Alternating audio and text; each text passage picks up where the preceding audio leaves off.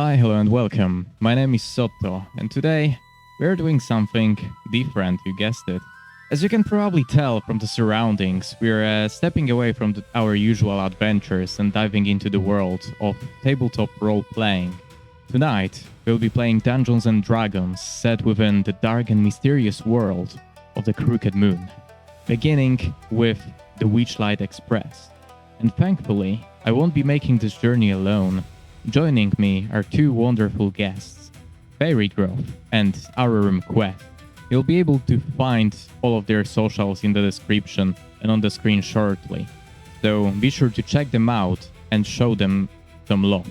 Now then, before our story begins, let's meet our traveler. Fairie, let's start with you. Could you please tell us about your character, your background, and everything that, well, you know about your character? So, the fairy this time is crossing through the portal of the grove and getting into a much darker world. So, after her fulfilling but short life as a human, our main character will be passing away, unfortunately, and she is reborn as an Azurborn, known as Helwyn of the Atropos. That is the full name of my character, Helwyn of the Atropos. The first name is Helwyn. As an Azurborn, I have taken on after death the characteristics of an owl, meaning that I have the owl-like bird's feathers, and I have the shimmering glow to my skin, along with very owl-like intense eyes. But at my heart, I connect very much with the people who have a sense of loss, a sense of having ended their lives too early and crossed over to the world of the dead too early. Therefore, I have chosen to stay at the graves of people, and that is the reason why that makes me a cleric. This makes me someone who tends to heal the people who are at a disadvantage. When we look at my character, which you can also see, there is this quiet sadness in her eyes. But she keeps to herself and she tries to stay grounded as much as she can. She feels as if she has been a little bit abandoned because she died too early and now is part of the deadly world. A deadly world that doesn't quite come across very clearly to her. So she looks up to the stars very often, hoping to find guidance, hoping to find solace in the stars with a quiet. So this is the Helwyn of the Atropos, who is going to be the character I will be playing for this story. Lovely, thank you very much for that. And now, Aururum, could you give us a description of your character and what you actually will be playing as? Yes, hello. So my character's name is Stoyan Karin, which he was a human during his life. He was contracted by very rich and powerful people to guard their crypts, guard their family heirlooms, and after that contract he joined the Order of the Quiet Wheel, which is a guild that was taking all kinds of contracts from really famous or very wealthy and powerful people to guard their belongings, to guard their crypts, to guard the dead. And Stoyan, as his name says, he is a barrow guard, which means that he stood at the door of the dead and made sure that the crossing stayed clean, which means none of the living should enter to the cemeteries or the crypts. I met Helwyn in the guild of the Quiet Wheel, and we served together. We also get married, and during one of our adventures and one of our contracts we also died together. And in this new world, Stoyan was reincarnated as a plagueborn, which gives him the characteristics of a rat, of a plague-bearing rat. And also, he was a survivor of an experiment which changed his skin into really tough and really hard to penetrate hide. And we, the Stoyan, just awakened, standing in his robes, heavy traveler robes, with a shield and a long one-handed sword, looking into distance, trying to figure out what is happening, where he is, what are the next steps. He's also very quiet, very simple-minded and stubborn in a way.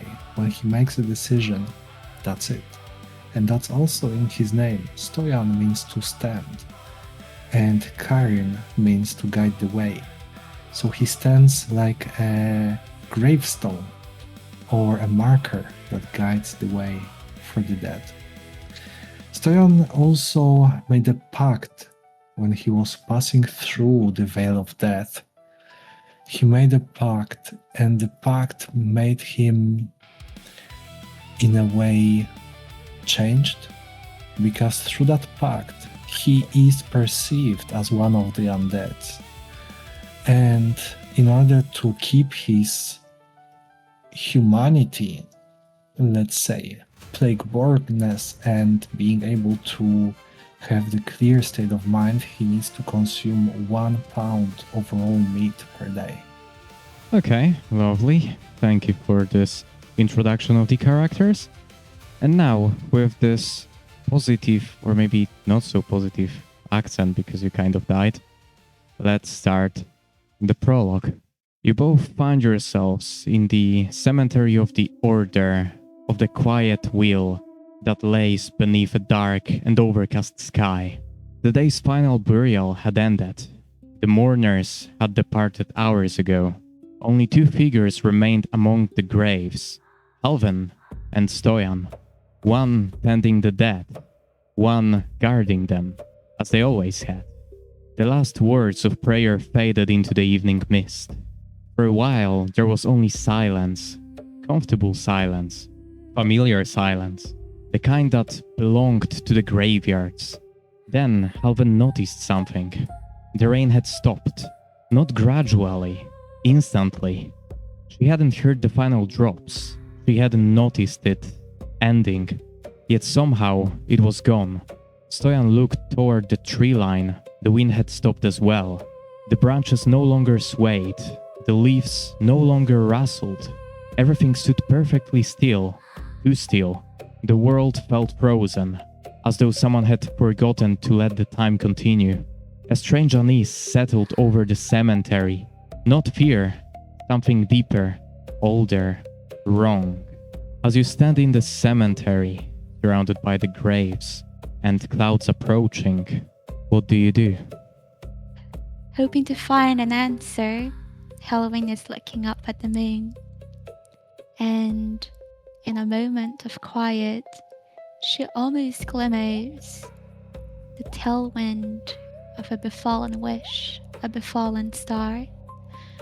Oh, by the moonlight, be graced my feathers and all of the lives passing by.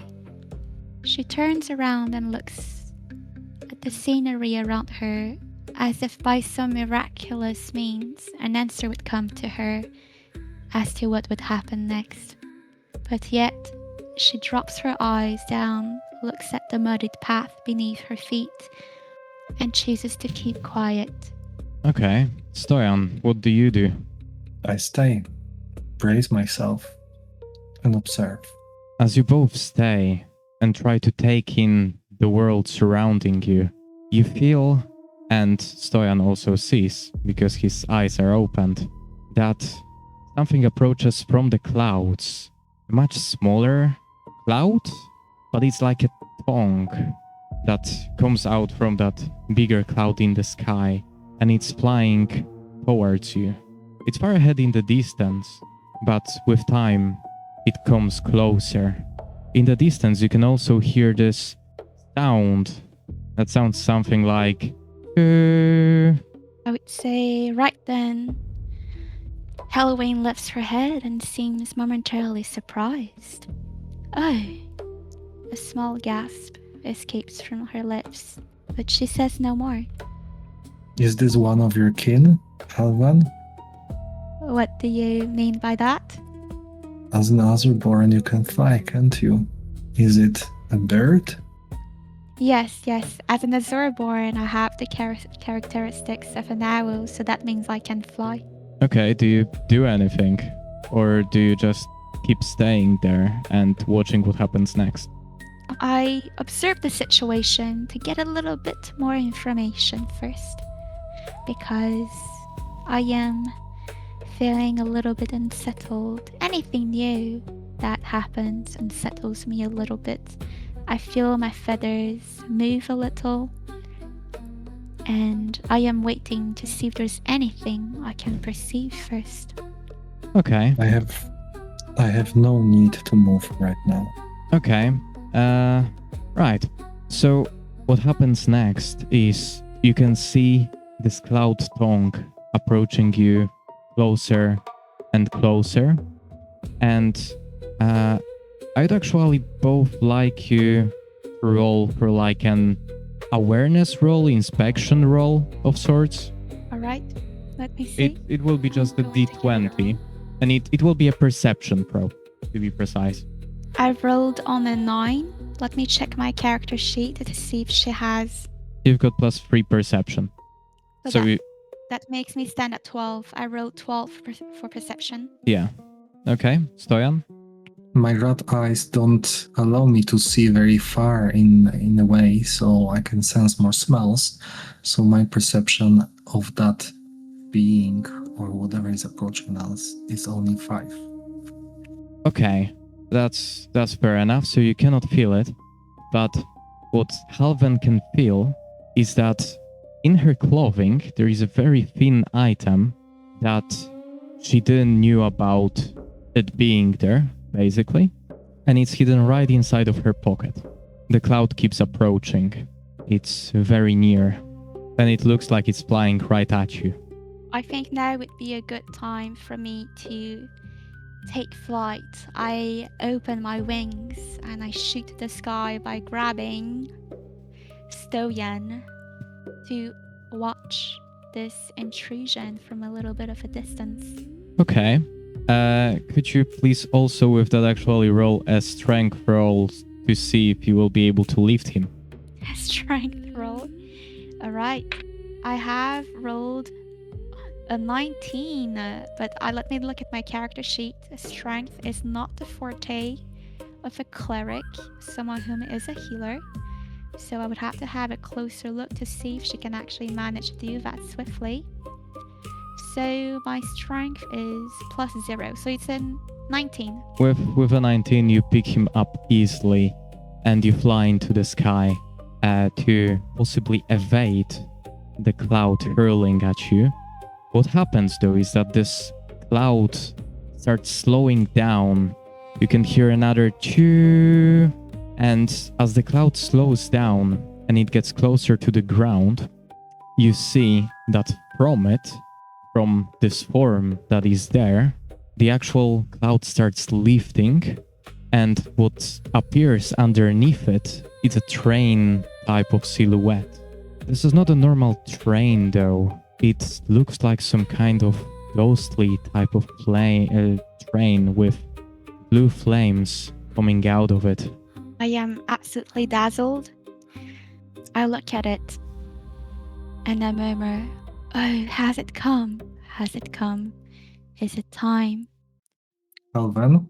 Now the train fully stopped, and it's just staying there, nearly as if it's waiting. From it, you see a small character coming out of it. And this small character, I would describe him as a small frog-like character. He wears tattered grab of a vagabond, complete with a wide-brimmed hat. And this is what you can see from this distance while still hovering above everything that happens. He looks up at you, and he waves his hand for you to come closer. I am a little bit skeptical of this new figure. I say, "Oh, messenger, messenger of darkness or of the lights, may the maidens and goddesses grant me strength and the wisdom to see through any nefarious intentions." At this moment, I use my wisdom to understand the aura of this stranger that walked with the mist of this train into our reality, coming out of nowhere. Okay. What are you actually checking? And if you are, could you give me a roll for that? So I will know what to tell you. Yes. All right, I'll be doing a perception roll again. A Okay. perception roll for the first time, actually. I am landing on a 6. Okay. So, from your 6 plus. perception, Mhm. yeah, 6 plus 3, right?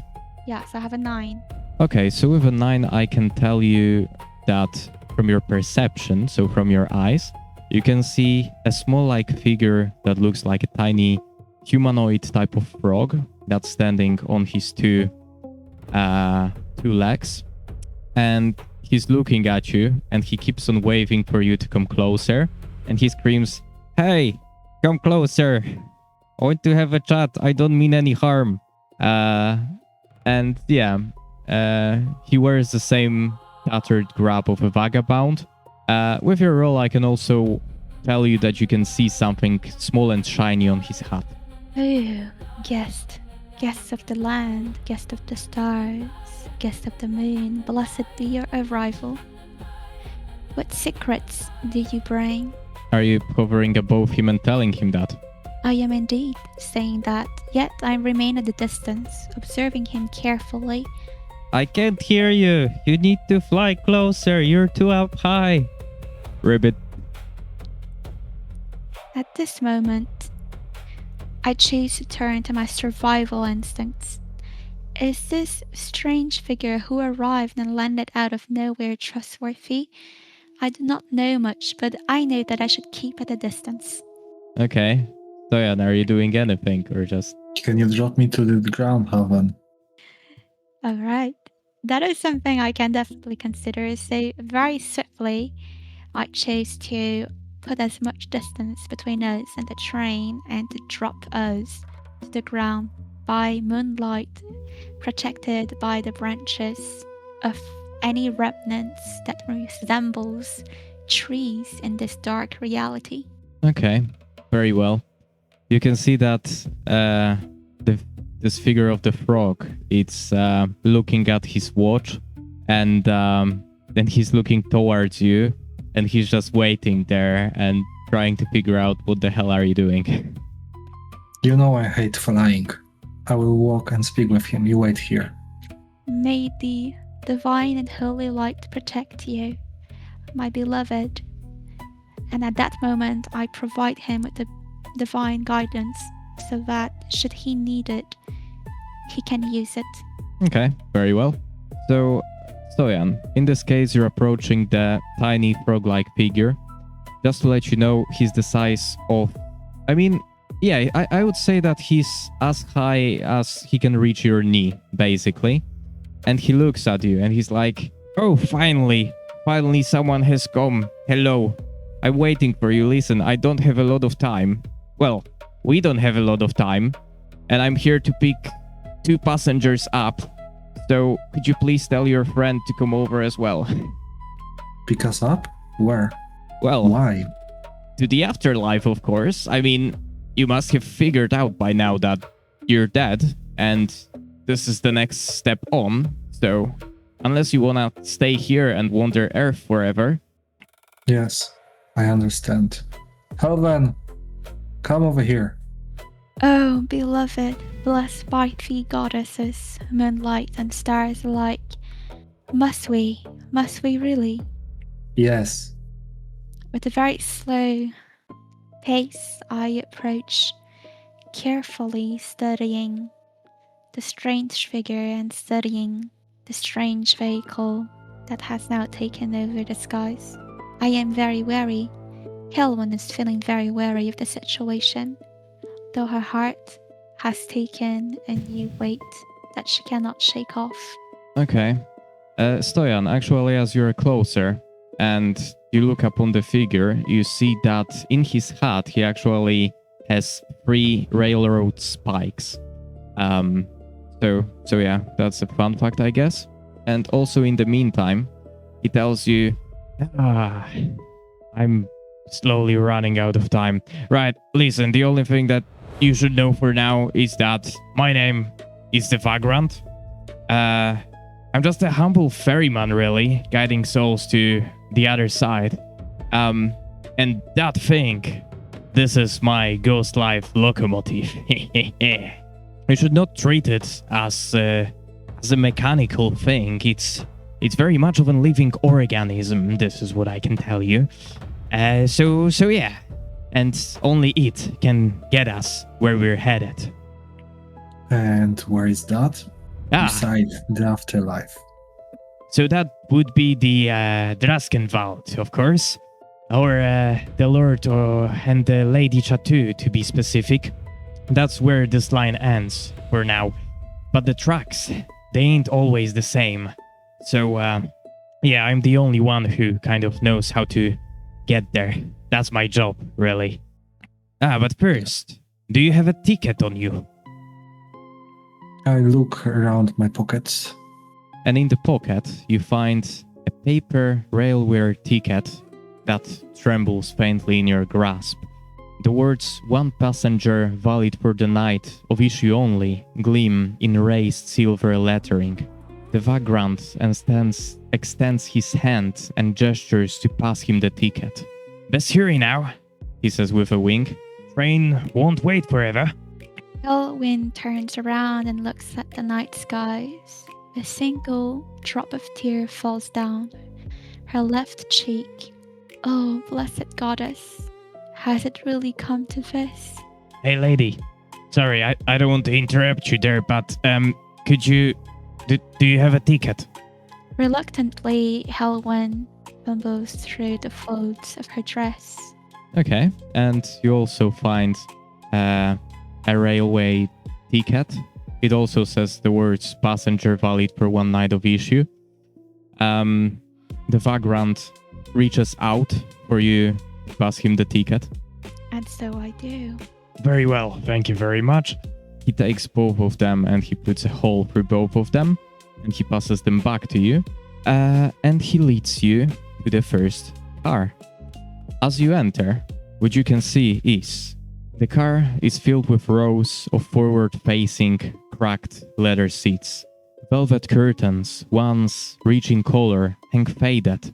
The Ghostlight Express lurches forward with 2 short blasts from the train's whistle, followed by a screech of wheels that sounds like the shrill note of a violin. Then, the percussive chugging of the locomotive. Moments later, the view out of the windows either side of the car obscures. Shifting green smoke swarms past the glass, completely veiling the realm beyond. Ghostly passengers ride peacefully seated on the tattered remains of once lavish upholstery. They simply look forward or out of the window with empty eyes, ready to meet whatever comes next. None seem to have any baggage. The vagrant looks at you and says, don't worry about those lost souls. If they won't stay here and they won't, well, if they won't pass on, then unfortunately, and he gets closer to Stoyan's ear, he kind of jumps on your arm. He's like, they will, he whispers, they will become the fuel from the train. This is unfortunately what awaits all of them, if it comes to that. So feel free to, have a chat with them, have a chat with any other people. You're quite lucky as well, because here on this train tonight, the Lord and Lady Daskerville, they drive here with us, and they always like to talk to new people that are crossing to the lands beyond. So yes, feel free to visit other carts.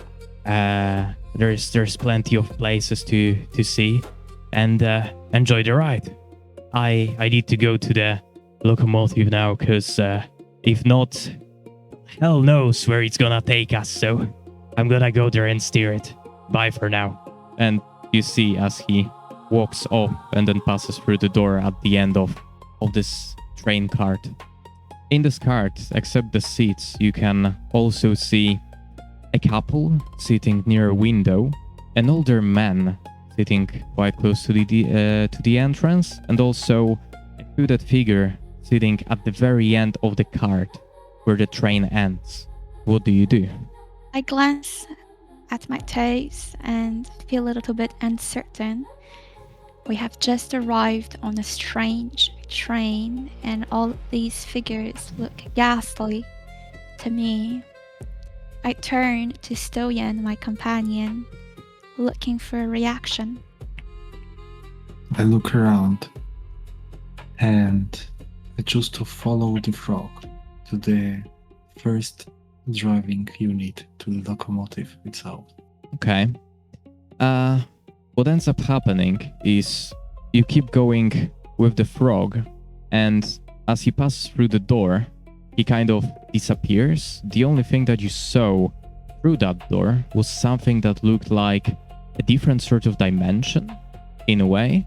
But before you make it to the door and are able to reach the handle, one passenger among the blankly staring spirit steers.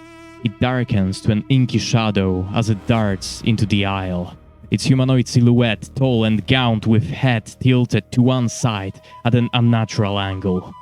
Crooked tendrils shoot out from it like gnarled tree branches and shatter the windows of the car. Ghostly mist spills in around you. One of the passenger spirits lets out a pained wail, then takes a malevolent form with a huge mouth of blocky teeth, a single eye in its head, and two smaller eyes in the palms of spindly hands. A shrill train whistle reverberates around you as the windows suddenly repair themselves. The voice of the vagrant emanates from the ceiling, muffled and crackling. Could you all take care of that? This ain't happened before, and I'm a fiddler, not a fighter. And this is the moment when you can all roll initiative. I'm rolling for initiative. I rolled a 17. Let me look if my character has any bonuses. I mean, you need to add your... how was it called again? I have a +1 on my initiative, so I'm at 18. Okay, so you're at 18. That's very good. Then Aururum or Stoyan. I rolled 18, but I'm looking for my initiative now. Okay, cool. And in the meantime... Yeah, it's 18. I've got +0. Okay, so you're on 18. That's very good because that means that you're gonna start first. Now let me roll for all of the monsters, and there will be 1, 2, 3, 4 of them. So, what basically ends up happening is that Stoyan is standing right next to the end of the train on the right, and he tried to reach for the door. You've got the couple that turned into monsters.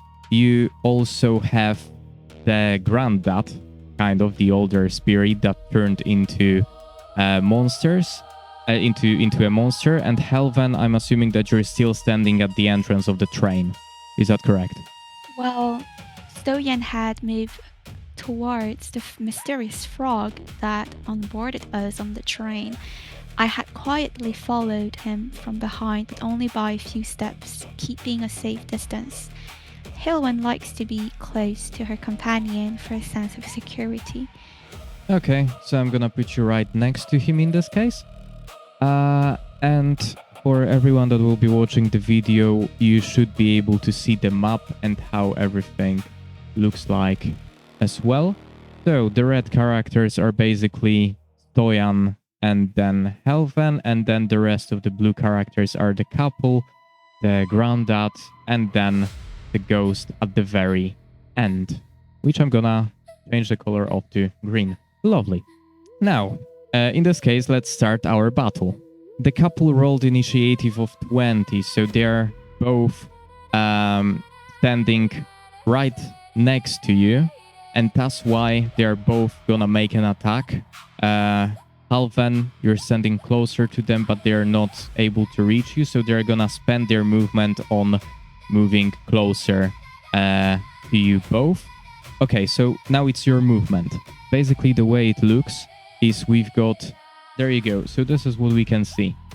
Stoyan is currently standing here, closer to the door. Then we've got you standing here. Then we've got the couple standing right next to you. And then we've got the grandparent here. Now it's your move, and you're standing the closest to them. So what do you do? Is it my move or is it Halvan's move? You can choose because you had the same AC, so you can choose who moves first. I should probably cast guidance or blessings on Stoyan, played by aururumquests. So to give him a little bit of a buff as a cleric, I should be good at healing and by buffing people's attacks. So having spotted the dire situation we found ourselves in, and as Helwen is usually quite wary of different situations, she's already prepared her blessings to make sure that Stoyan is buffed for this attack and has a shield. Okay, just to let you know, you can see these words, right? You can see that they are standing in front of you. Yes, I can see, and I can see Stoyan as well. Okay, yeah, he's standing here at the back. Okay, so you're buffing him in this case. Cool. What does your spell do? Yeah. I have guidance. Okay, so she's giving you a 1d4 basically for your next roll. Perfect. I grab Halvan, move tiny bit forward, grab her for the coat and move her, throw her, like lift her up and put her behind me. And I use my bonus action to activate the stance, and I activate the tunnel fighter stance. Okay, very well. So you spend your move on that. Then we've got the grandpa that makes his move. So he basically just goes out here. And then we've got the ghost that's just grinning and he's like, "Mwahahahaha." And then we're going back to the beginning. So what ends up happening is one of the hinds tries to attack you, Stoyan. And so I'm rolling a d20 to see if it hits you. And I rolled an 8. I need to remind myself something very quickly. So 12. Does a 12 hit you? Might hit me, but doesn't make any kind of damage. My natural armor give me the defense of 13, plus my constitution bonus is 16, plus my shield it's 18. So my armor class currently is 18. Okay, so that's what I'm asking for.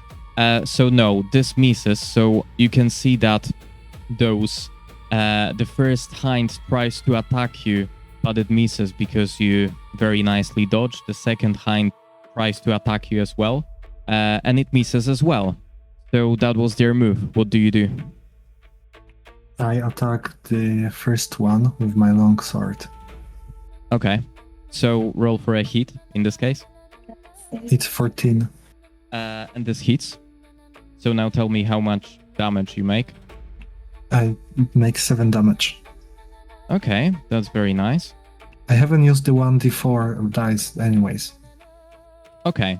I mean, if you want, you're free to. Because it's guidance, so you should be able to. Unless you want to keep it for later. No, I can keep it for later. Okay. Okay, so in this case, the monster is being hit and you see it squeal. And it does this sound of... and yeah, so now we've got Halvan's move. What do you do, Halvan? Alright. Now that it is Helwen's move, Helwen is still processing information. Her brain is processing at the speed of the train moving through the skies. I wish And it was. she, for a moment, in this critical moment of the battle, she uses the first cantrip that really comes to her. She uses Sacred Flame as a cantrip. Okay. And as she knows she relies on her companion quite a lot, she uses Shield of Faith on him. Okay. Does she have that? It's a cantrip plus a spell. Yeah, that's cool. So, in this case, you need to roll for... If I remember correctly, cantrips were not something that you needed to aim for, or was it? Do you need to roll for a hit? Cantrips should be always prepared. Yeah, but Stoyan, does she roll for a hit? Or... Okay, so roll a 1d8 in this case, and which one do you attack? The first one or the second one? Which one did Stoyan attack? The first one. I will attack the first one as well. Okay. I have got a 2. Okay, you see that the beast squeals even more, and he does that. Yeah, but it's still alive. Okay, so those were your moves. Now we've got the grounded passenger. That's a ghost, and he moves closer to you by 1. Now it's your move. No, sorry, it's not your move because they were okay. So they're going back at attacking Stoyan in this case. Ooh, I just rolled a natural 20 and a 19. So they do both hit you, Stoyan. Yes, they do. And they do double damage as well. So, I'm gonna roll for the critical first. And so, okay. This is going very, very bad, very, very quickly. Holy Christ. Oh, no. Okay. How much health do you have? I've got 13 hit points. Okay. So, I'm supposed to roll for a normal attack 3d6 dices. And this is for a level 1 character, mind you, as well. So I just basically rolled 12, 14, 15, 16, 17, 18, 19, 20, 21 damage. So if I were to describe it, you basically fall to the ground and feel exhausted.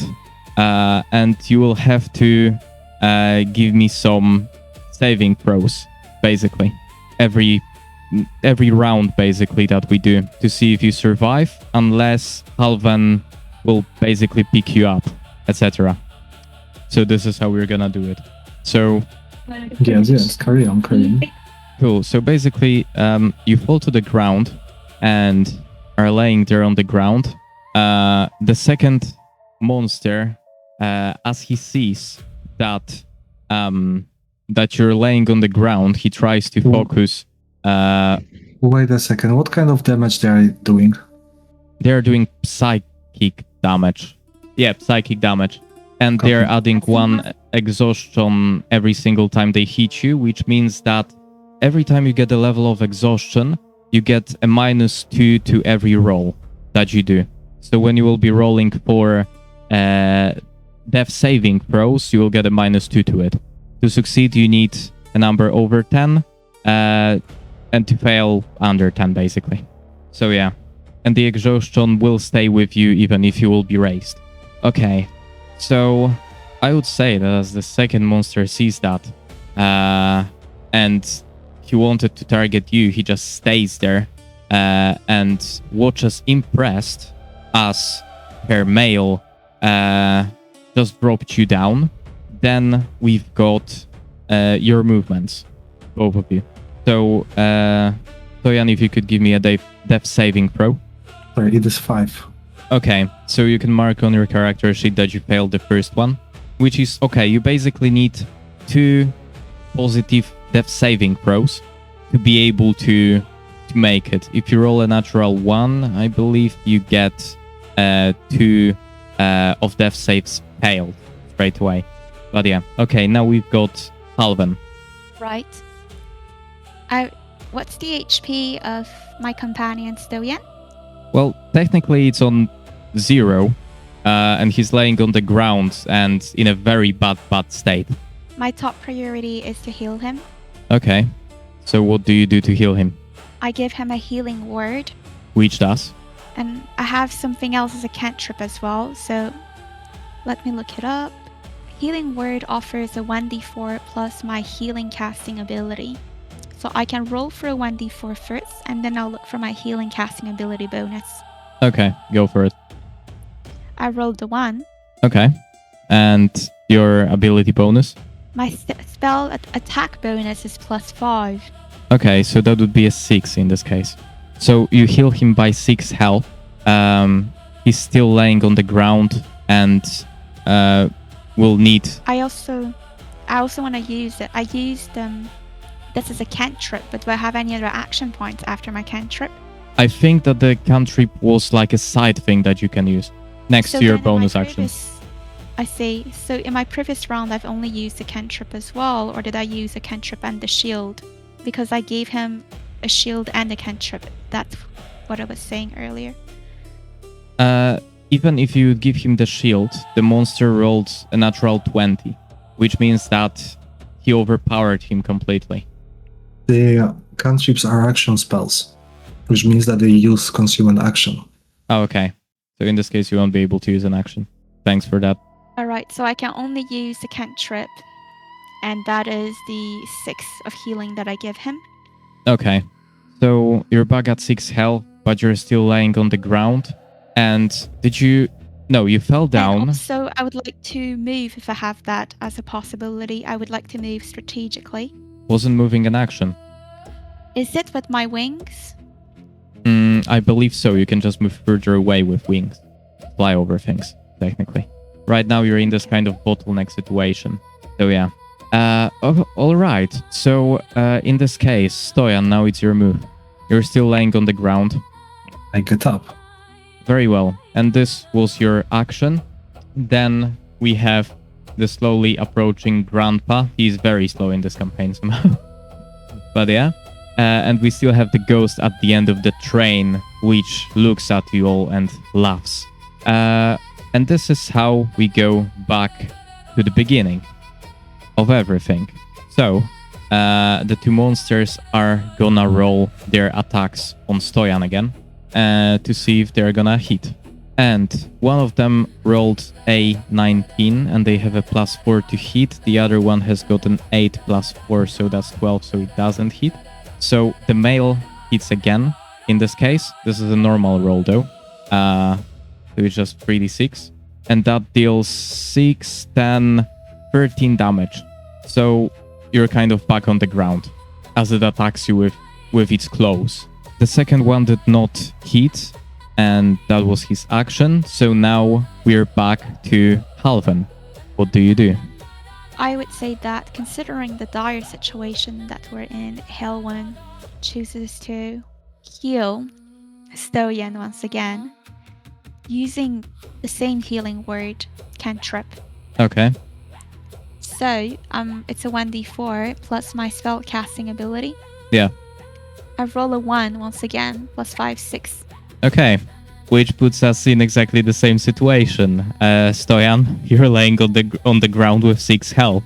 You feel very strange about the fact that it happened again. You kind of get this weird sense of deja vu. And also, I should add that you have another exhaustion level because you've been hit another time, so you're getting a -4 to your rolls. I get up again. Very well. So you're on exhaustion 2 now, so -4. Okay. And this is how we're starting. No, wait. We've got the grandpa that keeps moving closer. But he won't be able to move here. And then we've got this guy that doesn't do anything. He keeps on laughing from the very strange situation that's happening right there. And with that, we go back to the beginning of the round. And we're rolling again. And it's a 15 and a 2. Technically +4. So it's a 19. So it does hit you again. And so I'm rolling the dices. And I rolled a 6, 7, 8, 9. Which means that you're on the ground again. And then we're back to Alvin. Okay. So, to be honest, guys, I thought that my rolls will be terrible. They are always terrible. And now when I'm playing like this, it's just different somehow. Well, what's the HP of Stoyan? Well, technically he's on 0 because he just got hit by a train of damage. And as he got hit, was it the third time that you were hit? Yes, it's the third time I was hit. Okay, so you're getting another exhaustion level, which means that you're down to -6 on your rolls. I would like. This to is, use by the Cure way, Wounds. just to let you know, this is how the campaign, what's in the campaign. So I don't know what's going on, but okay. Let's continue. I'd like to use Cure Wounds, which is a 1d8. Okay, go for it. I believe a 1d8 plus my spell casting abilities would make sense. It is a spell rather than a cantrip. Yeah. Alright, I'm rolling up my 1d8. I've got a 2. You're doing great, I must tell you. Plus 5. That gives him a 7. So Okay. we're 1 point more than last time's. Okay, nice. Oh. Stoyan eats on 7 health in this case. And it's his move now. So I'm assuming that you're getting up. I get up again. Okay. I like it. You're like very hard to kill in a way. Okay. So those two guys are trying to hit you again. And one of them rolled a 9 and the other one rolled a 3. Finally. So even with the added bonus, they are not able to hit you. And so now finally, it's... Wait, was the grandpa... Yeah, basically the same stuff happens, but the grandpa eats too... Basically, he's too fat to be close to those two, so he's just staying there at the back. And then we've got the ghost that keeps on laughing at the end of the train. And yeah, now it's Stoyan's move. Wait, no, because you got up. No, you got up last time. So yeah, now it's Helven or you, however you prefer to play it out. So did my bonus action restart it as I got up, or I still am in the tunnel fighter stance? I'm gonna say that it was deactivated because you fell down. Yeah, but when I got up, it restarted. Can I use another bonus action, or no, it's only after the rest? What does this ability say precisely? It's just a bonus action. Okay, then I would assume that you can use a bonus action. It's like drinking a potion in a way. Which, no, drinking a potion is an action. So yeah. But yeah, you can do it again as a bonus action. I'll allow it. Okay, in that case, I use my bonus action to use the second wind, which gives me 1d10 plus 1 HP regeneration. Okay, go for it. Obviously, you cannot go over your maximum health, but yeah. Yeah, it's 3 all in total. Okay, so you're on 10 health. Okay, and with my normal action, I use the attack on the first one that I hit earlier. Okay. So roll per hitting. So a 9. d20. It's a 9, so it doesn't hit. So now we're moving forward to Halvan's turn. In this case, what do you do, Halvan? I assess the situation. I use a guiding bolt. Okay. I'm assuming that you need to roll per hitting for that. Yes, I'm looking at the dices. Per hitting, it's gonna be a d20 plus your proficiency. I'm gonna roll a d20 first to see if I hit the enemies and can turn around the situation. Possibly. Yeah. I rolled a 4. At least it's not a 1 because you'd hit Stoyan, so... But yeah, you don't hit. Okay, so in this case... Sorry. Proficiency bonus? I made a mistake earlier because I've got +5 to hit based on my weapon. But okay, just for the future reference. Okay, so we're gonna add it next. Okay, so in this case... Don't I have a proficiency bonus? It's... Their AC it's 11. Just to let you know. This is how much you need to hit them. So... I need to add my 5, which is my spellcasting modifier, so it's 9. So I'm a 2 away from their armor, right? Yeah. There is no bonus action I can do. I mean, I can only use one spell and that's it. I can't move, nothing at all. I can't move, I can only use one spell. Every time it's my turn. Pretty much, because moving it's an action, and also doing stuff like using a spell it's an action. So I only have one action. Yeah. It's not like divinity. You do only have one action. Unless you level up eventually and then you might get something. I see. So when I level up, I can maybe do take an action and move as well. It depends what feats you're gonna take later on, but yeah. But for now, We've got the grandpa that's not doing anything. The ghost is laughing his ass off currently from the whole situation. And you can see that he slowly starts fading into this greenish mist. And what happens with him is basically, as he's in this mist form, he's flying through the whole train and he disappears underneath the door. And he's gone. So yeah. So now you're left with those 3 guys. And I need to mark that this guy is gone. Lovely. So now we're going back to the start of the round again. And those 2 enemies here, the couple is trying to hit Stoyan again. So let's see if they manage to do that. And no, it's both a 10. So even with their bonuses, they don't manage to hit you, which means that it's yours to turn. Okay, so I try to hit the one again. Okay, a d20. It's 7 with the bonus, plus I choose to do the guidance, so 1d4 that I received earlier. Very well. So what are you at? I'm at 10 now. Okay, it still doesn't hit. So basically you swing your dual-handed sword? No, sing one-handed. One-handed sword, but basically those big dog-like one-eyed figures just jump and evade all of those attacks as they happen. We've got the grandpa still standing behind them, and you can see that he's slightly getting, well, he's ready, but he's also like, he might die at any moment because his time is gonna end, basically. And yeah, right, this is how we're going back to the beginning of the round. And we've got the natural 1 for hitting, which means that the beast that was tormenting you throughout all this time actually drops on the ground because it tries to jump on you, but it just drops. Wait, and what was with Haven's move? No, it's them 2 first. Oh wait, haven't we done Halvin's move? No? It's just Okay. match. Okay, sorry. Then go for it in this case. But yeah, the ghost at the very end is gone anyway. Sorry, Halvin. Go for it. But I know that they're gonna all fall, What do you mean? that they would drop. No, that doesn't count. Yeah, Doesn't count. Okay. sorry.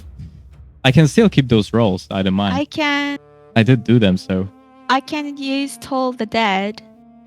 Okay, what does So it do? Toll the Dead would mean it is a cantrip that I have as a cleric. So it is an offensive cantrip. And it would deal 1d8 damage. It is based on the being being attacked doing a wisdom saving throw. The target doing a wisdom saving throw. So I don't have to do an attack to see if I hit them or not. Okay, that's fair. So, yeah. So the thing with this cantrip is if the target has maximum hit points, I do an 1d8 damage. But if the target is missing any hit points, the tolling bell would vibrate with malice, and the damage is higher. It would be 1d12. Okay, so which one of them are you attacking? Because one of them is full health because you haven't even scratched him. The other one, it's quite low. Yeah, I would be attacking the low one to really take advantage of the 1d12. The one with the full health? Or, sorry. The one with the lower health. Okay. So that I can use a 1d12. Okay, gotcha. Okay. I'm rolling my 1d12. Are you rolling for a hit as well? No, there's no hit, there's no attack because you have to do a wisdom saving throw for this Okay. cantrip. Okay, yeah, gotcha. So let me check. I don't know if I have a spell casting ability to be added. Not, I don't think it's added to the wisdom saving throw. Okay, then I rolled a 1. Okay. Wisdom. So your wisdom is 17. Okay, so I would need to go against your wisdom as you're using it, and you rolled for damage, and you rolled 1. Okay. Yes. So I need to 17 roll is my against wisdom, your 17, basically, and I rolled a 7. So the monster is getting hit. And his Nice. HP dropped slightly, but he's still alive. He's barely standing, even barelier than before, which is quite funny actually. But yeah. All right. Okay, and so that was your move. Then what happens next is, as I promised, one of the beasts falls down, hit by your 1 damage, because at the same time it might have tried to attack Stoyan, but it got hit, so it fell to the ground. And then we've got its partner that was trying to attack Stoyan as well, but it didn't manage to get through his armor. So that's basically what happens. Then we've got the grandpa still standing there, worrying that he's gonna die out of old age, weaker than from a blade. And yeah, this is how we're going back to you guys. So what's your next move? So as I understand, both of the enemies basically tapped out. No. No? What does your spell do? Which spell? The one. What does your ability do? The one that you just used? The Toll the Dead. Yeah.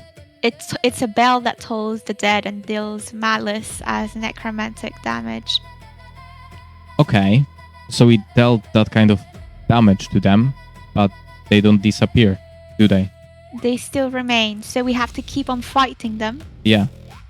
How long is your tool the dead? The spell? How long does it last? The Toll the Dead. Let me check. I think it is a one-time use cantrip, so every time I pull out the bell, it deals that malice necromantic damage. If someone has full health point, it deals only 1d8. If someone has no full health points, it deals 1d12. Okay, so So- Toll the Dead just deals necrotic damage. It doesn't have any specific effect against this type of the enemy. It doesn't continue to deal damage. It is a one-time damage cantrip. Yeah. So in this case, now that there's 3 HP left for our enemy number 1, No, and no. I haven't told you how much HP he has. I see. So we still have the 2 enemies in front of us. That Well, we have to 3 take enemies. care of. 3 enemies in front of us that we have to take care of. Yeah, the grandpa that is afraid that he's gonna die before this battle kind of ends out of old age. And then the couple that stands in front of you. The guy from the couple is laying on the ground currently, and he's very, very close to dying. His partner is afraid about his health, but she believes strongly that he's able to do something about the current situation, as he was doing so great throughout the battle. And it's your move.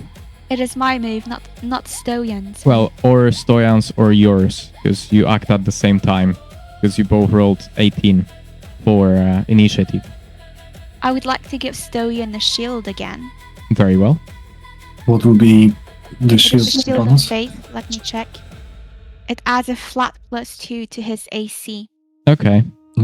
For how long? 10 minutes. 10 minutes. So it should So last 10 us rounds. quite a while. 10 minutes. Yeah, 10 rounds. Because one Okay, round it's 10 technically a rounds. minute. Okay, so attack the one that it's laying on the ground. Okay, and you do that at an advantage, so you can roll to the 20. But remember that you're exhausted, so all of your rolls go to -6. And we haven't actually done that. But yeah. So the first roll is 13 plus 5. So it's 18 minus 6, so it's 12. Nice, you hit. So I don't roll the next one because it does. Anyways, I hit. So I hit. Well, you cannot deal 0 damage, technically. No, I'm saying because I've got advantage because he's laying on the ground, so I can roll d20 twice to see if I hit. Yeah. But I hit with the first roll, so I'm making another one. Okay, gotcha, Well, gotcha. I can make just to see if it's critical, but yeah. No, the second roll wasn't critical anyway, so I just make the normal damage, 1d10. Okay, go for it. It's 4. Okay, so how would you like this death to look like? When I plunge my sword into the laying shadow ghost, it penetrates and gets stuck into the wooden floor, and the ghost shrieks and dissipates in agony. Lovely. And this is exactly what happens. You can also see that tears appear on his lady, being very, very sad about what just happened. She screams in agony, and she's in for some revenge. Although now it's not her move, because now it's Halvan's move. So go for it. Alright, let me check. And I should remove him, actually. I would like to use command. I will tell you what command does. So, I speak a one-word command to a creature that I can see within my range. So the target must make a wisdom saving throw. If they fail, they are magically compelled to follow exactly my command on their next turn. This will last for 1 round, so affecting that single upcoming turn. Okay. Okay. I don't see any resistances for that. So I have there are specific commands that are accepted for this very specific spell. So I can tell you the options so you're aware of them. okay. We have to either say approach, so the target would move towards me, or drop, and the target drops whatever it is holding and immediately ends its turn. So they would drop their weapons, shields, spellcasting focuses, basically. Or I can say flee, and the target spends its entire turn running away from you as fast as possible. Or grovel, the target drops prone to the ground and ends the turn. Or halt, basically the target freezes in place and they won't take any movement, basically no actions. So in this case, I would say drop, because that would mean the target would drop Okay. whatever it is holding, their weapons, shield, or spell casting, and that would end their turn as well. So just to let you know, those monsters are not actually holding anything, and they are attacking you with their ghostly claws.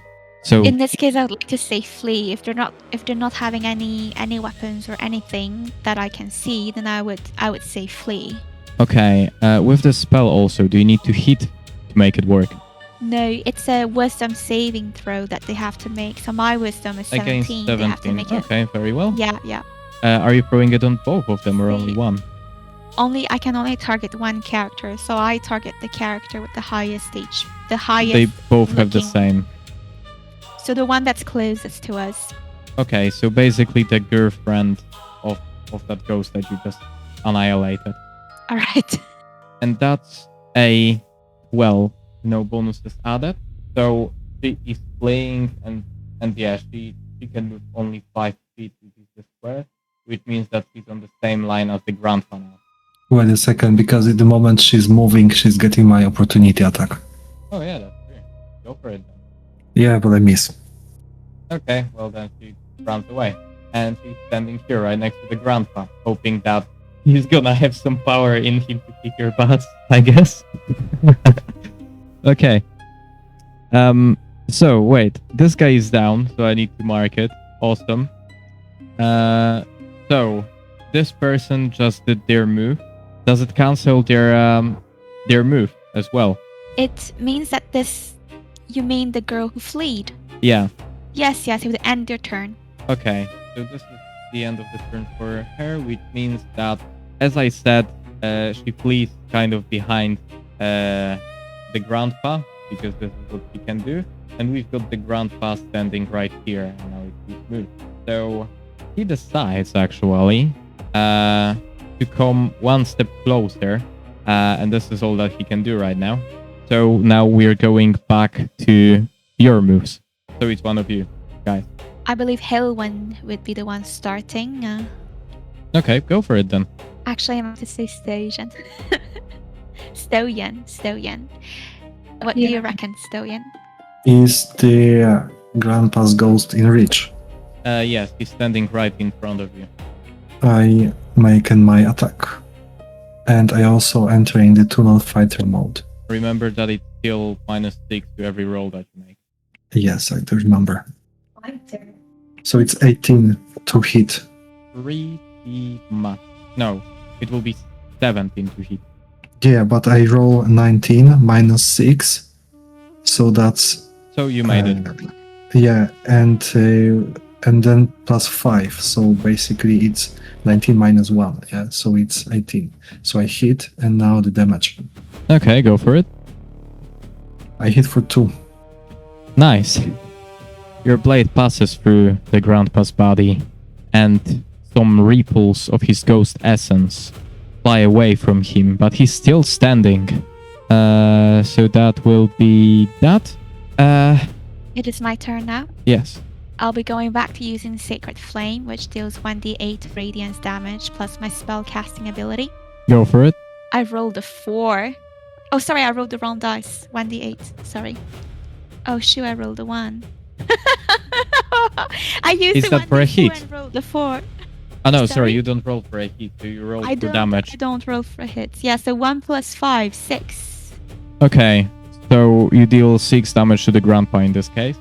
You see that some of his essence burns away, and now instead of a full grandpa standing in front of you, you can only see a ghostly hand and his head basically floating in front of you, still trying to hit you in the further rounds. What was the damage again, sorry? 6. Okay, lovely. So that's that. Now it's the grandpa's move. So, no wait, it's not the grandpa's move. Now it's the lady's move. So what she does, basically, you used your command, but it works only once, right? Indeed. Okay, so she chooses to go back to you, and she is basically on the same square as the granddad now. And that was her move. And then we've got the granddad that's gonna go for Stoyan. So he aims for you, and does an 18 hit you? No, because my current is 20 with a bonus shield from Haven. Okay, that's what I wanted to know. So in this case, he doesn't hit you, and now it's one of use. I do attack the granddad's ghost. Okay, so in this case, you take a swing with your sword. It is 17. Minus 6. It's perfectly 11. No, it's 18 minus 6 plus 5, basically. So I just subtract 1, because I've got plus 5 to my roll. So what did you roll in the end? So 17 in the end, yeah. Okay, so you rolled a 17. You do hit him in this case, and now give me the damage. You swing your 3 sword damage. through him, and you manage to cut off his arm. 2 damage, right? 3. 3. Okay. So you manage to cut off his arm, and only his head is floating, but he's still very alive, and he's gonna go to every sorts of things that he could do to attack you, like biting you, for example, as well. He could do that too. So yeah. Then we've got Halvan with her next move. Indeed, it is my turn again, and this time I look at the... It's a granddad, right? Who's almost gone, right? I can't tell you that, but he does look weak, and you can see only his floating head floating there and draining his teeth at you. Right, so I would like to go for the same Sacred Flame with my 1d8. Okay. It's a cantrip, so I'll use it again. I rolled a 6 plus my 5, 11. With the power of your flame, you burn... You don't need to roll for attack now. You burn his space away, and he disappears. Yeah. So now the only enemy left that we've got currently is the girlfriend. That's very, very angry, and it's her move as well. So she goes for an attack, and she attacks Stoyan, and she rolls, I don't know what, because the die was in a very weird position. She rolls a 16 plus 4, which is 20. Not the dirty 20. So does that hit? Which will hit, yes. Okay. So in this case, you're getting an exhaustion level, which means you're down to minus 6, 7, 8 on your rolls now. And she rolls for an attack. And the attack does 11... Wait. 6, 11, 12, 13 damage. I'm on the ground. Okay, so you're laying on the ground again, and Halvan, it's your turn now. I see. I will do my best. Give me a second. So as we've got a second, how are you enjoying the battle so far? Enjoying it to the best of my abilities. I think we were thrown in the deep end. Well, this is literally what's in the campaign. Even like the NPCs that turn, it's exactly the same. So I'm trying to keep it as realistic as I can. You're doing quite well, to be honest. Thank you. Actually, I just realized that the Cure Wounds being a spell, in the 2014 edition, it only dealt 1d8 of healing. But in the 2024 edition, it deals 2d8 of healing. Okay, that's fair. We can use it next time. Which is now. I would like to use 2d8 of healing on Stoyan, who's laying on the ground. Very well. I have a 4 for the first d8. Mm-hmm. And I have a 6. 4 plus 6. Let me check if there's anything that I have to add to it. Plus my spell casting modifier. My modifier is a 5. So I said 4 plus 6. 10 Yeah. plus 5, 15. Okay, so you're getting back up to your full health again somehow. And I'm assuming that your action is getting up in this case. Yes, I get up. Yeah. Okay, you get up, and now we've got the lady's turn. The lady's turn is aiming at you because you're the closest again. And she rolls F4, which in total is an 8. So she misses. And now it's your moves. I attack her. How do you do it? It You was can minus describe. how many? -8 Minus currently. 8. -8. Okay, so I swing my sword, aiming for her head, and I rolled 19. -8 is 11, but I've got +5, so it's 16. So, okay, 16 hits. The whooping damage of 1. Nice. This is brilliant. You just kind of jump around it at this point. Okay. So yeah, Alvin, what do you do? I'm gonna be the attacker now. I'm pulling out my big guns for this. Ooh. I'm Oh. gonna do guiding bolt on the lady. So guiding bolt on the lady. So based on the 2024 player's handbook, guiding bolt would be a 4d6. But I would have to roll for an attack first, right? Yes. Okay, so I'm rolling for on the d20 for an attack. Yep. I rolled 18. You do hit. Oh, 19. You do hit. And I said 4d6. So I'll roll the 4 and grants the next attacker advantage against that target as well. So if Stoyan would attack. It grants you advantage. No? For the next attacker. The next attacker. Okay, that's cool. So what was the damage? Sorry, because you cut out. Helvan? Yeah, I'm getting a d6. Okay. I have 1, 3, then plus, what is this, a 6? So 3 plus 6, plus 6, and then last one, 4. So 3 plus 6 plus 6 plus 4, that is 19. Okay. If you want, feel free to describe how this entity dies. Helwen looks at her companion and she feels this gut-wrenching pain looking at him having taken so much damage. Looking up, she calls upon the lights, the stars, the goddesses to bless her. And with pure faith in the holy, she closes her eyes, imagining, seeing with her mind's eye her enemy, that lady who was running and coming back, sending right in front of her, and from her being surges the most tremendous bolt of light in shimmering yellow. It is deafening and descends from the heavens, cutting through the darkness that surrounded them.